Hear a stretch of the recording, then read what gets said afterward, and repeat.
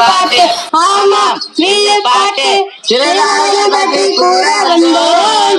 ஆமாம் கூற வந்தோம். ஏன்பா பாட்டை பாடும்போது நல்லா சத்தமா தான் பாடுங்கப்பா. நல்லா சாப்பிட்டுட்டு தானே வந்தீங்க எல்லாரும்? ஆமாண்ணே, சாப்பிட்டு தான் வந்தோம். என்னப்பா சாப்பிட்டே? நல்ல சாதம் போட்டு வெந்நீர் ஊத்தி சாப்பிட்டு தான் வந்தேனே.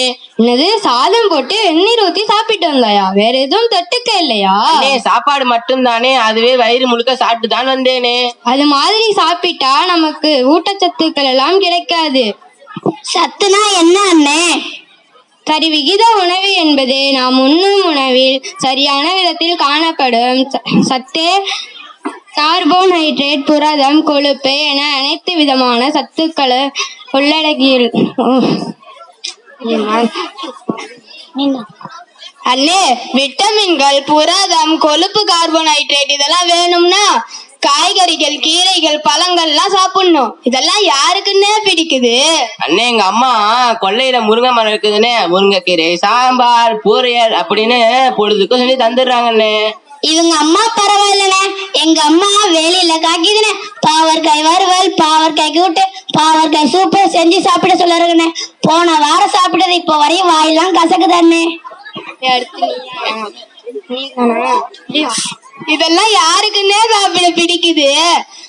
காளான், ஃப்ரைட் ரைஸ், சிக்கன் நூடுல்ஸ், கொத்து பரோட்டா, கொத்து கறி, முட்டை கிரேவி அனைத்து பேரையும் கேட்ட உடனே நாக்குல எச்சு ஊறுது. என்ன இதுக்கு ஃபாஸ்ட் ஃபுட் என்று பேரு. இத்தகைய உணவை நாம சாப்பிடுறதுனால சீக்கிரமாவே புற்றுநோய் வருவதற்கு காரணமாக ஆகிறது. வயதான பிறகுதான் இதனின் தாக்கம் அதிகமாக தெரியும். அதனாலே இப்பொழுது இருந்தே இளைஞர்கள் அனைவரும் சத்தான உணவை சாப்பிடணும். இப்போது சிறுவர்கள் முதல் பெரியவர்கள் வரை நீரிழிவு நோய் பாடா படுத்துதண்ணே. நீரிழிவா? அது என்ன அண்ணே? ரத்தத்தின் குளுக்கோஸ் அளவு அதிகமாக இருக்கும் ஒரு நிலைதான் சர்க்கரை நோய் அண்ணே. ஏன் அண்ணே? சாப்பிட்டா ஆரோக்கியமாக இருக்குது, அதுவே நோயா மாறுமா?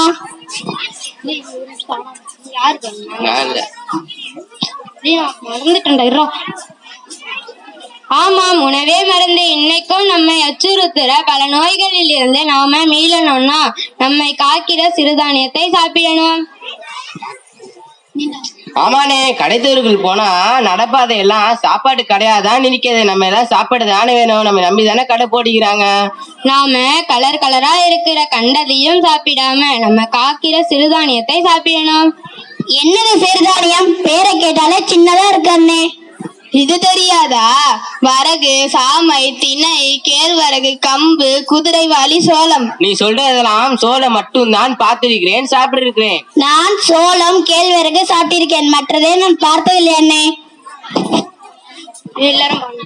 சாப்பிடுவோம் சாப்பிடுவோம் சிறுதானியம் சாப்பிடுவோம், கம்பே கேழ்வரகு கூழ் செய்து சாப்பிடுவோம், திணையே அல்வாவும் சிறுதானியம் இடியாப்பமும், சாமை வைத்த பிரியாணியும் சுட சுட நாம் சாப்பிடுவோம், குதிரைவாலியின் கை சோறும் குழு குழுன்னு சாப்பிடுவோம், சோள மாவின் தோசையை சுட சுட நாம் சாப்பிடுவோம், சாமை பொங்கல் செய்து சுடாய் நாமும் சாப்பிடுவோம்.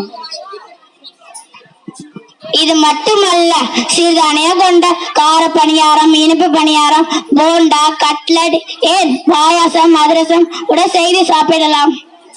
திணை உற்பத்தியில் இந்தியா முதலிடம் வகிக்கிறது. குழந்தை பெற்ற தாய்க்கு திணையை கூழாக்கி தருவது தமிழர் மரபு. இது கபநோயை தீர்க்கும். குதிரைவாலி பற்றி நான் சொல்லுகிறேன் அண்ணே. மானாவாரி நிலத்தில் விளையக்கூடியதான் குதிரைவாலி.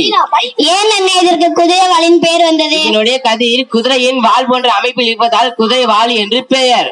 கால்சியம் சத்தம், இரும்பு சத்தம் நிறைந்ததே தானிய கம்பு. சோளம் அமெரிக்கர்கள் அதிக அளவு பயன்படுத்தக்கூடிய ஒன்று. சோளம் அதிக அளவு மாவு சத்து, கொழுப்பு, புரதம் நிறைந்துள்ளது. வரகு தானியத்தில் 7 அடுக்குகள் உண்டு. இதை பறவைகள், ஆடு, மாடுகள் உண்ண முடியாது. இதனால் விதை 1000 வருடங்களுக்கும் கூட முளைக்கும் திறன் கொண்டது. சீக்கிரமாகவே செலுத்திடும் தன்மை இதன் செழிப்பு. ஏழைகளின் உணவு ஏதென்று தெரியுமா? ஓ தெரியுமே, கேழ்வரகு ஏழைகளின் உணவு. ஒரு காலத்தில் ஏழைகளின் உணவாக சொன்ன கேழ்வரகு இன்றும் வசதியானவர்கள் வியாதியரும் உண்ணும் உயிர் நாடி உணவாக மாறிவிட்டது. உடலுக்கு நல்ல உறுதியை கொடுக்க வேண்டும். குழந்தைகளுக்கு கூழாக தோசை, இட்லி, இனிப்பு வகைகளுக்கும் கொடுக்கலாம். ஏனண்ணா என்னென்ன சாப்பிடலாம், என்ன சத்து இருக்குன்னு சொன்னீங்க, என்னென்ன நோய் போங்கன்னு சொன்னுங்கண்ணா. சாமை சோறு, ஆமை ஆயுள். அது என்னென்ன ஆமை ஆயுள்? ஆமை 100 முதல் 500 ஆண்டுகள் வரை வாழுமாம். அது போல நாமும் வாழலாம்.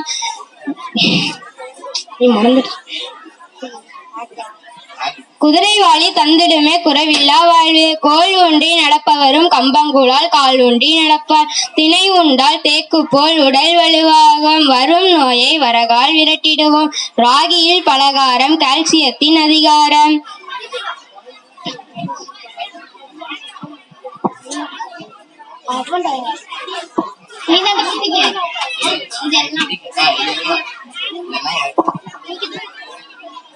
இதெல்லாம் கேட்கும் போது எனக்கு உலக பழக்கத்தை பற்றி பழமொழிகள் நினைவுக்கு வருகுதான்னு சொல்லவா? நல்லதை யார் சொன்னா என்னப்பா சொல்லு. சீரகம் இல்லாத உணவு சிறுக்காது. தன் காயம் காக்க வெங்காயம் போதும். வாளை வாழ வைக்கும். அவசர சோறு ஆபத்து. இரைப்பை புண்ணுக்கு எலுமிச்சை சாறு. இரத்த கொதிப்புக்கு அகற்றி கீரை. இருமலை போக்கும் வெந்தய கீரை. நாம் உண்ணும் உணவே மருந்தாகும். உடலுழைப்பை மூழ்கியே தந்திடுமே. சோம்பல் நீங்கி சுறுசுறுப்போடு சுடராய் நீ அம்பை வீச. உணவை சேர்த்திடுவாய். தினமும் உணவை சேர்த்திடுவாய். தினமும் நீயும் சேர்த்திடுவாய். இதை கேட்ட அனைவரும் சிறுதானிய உணவை உண்டு நோயில்லா உலகை உருவாக்குவோம். வாழியவே பல்லாண்டு காலம் வந்தவர்கள் வாழ்ந்தவர்கள் வாழியவே. இதை கடைபிடித்தா தந்தனத்தோம், கடைபிடித்தா தருகினத்தோம். வாழிய வாழிய வாழிய வாழிய வாழிய வாழியவே. வாழிய வாழிய வாழிய வாழிய வாழிய வாழியவே. நன்றி. நன்றி, வணக்கம்.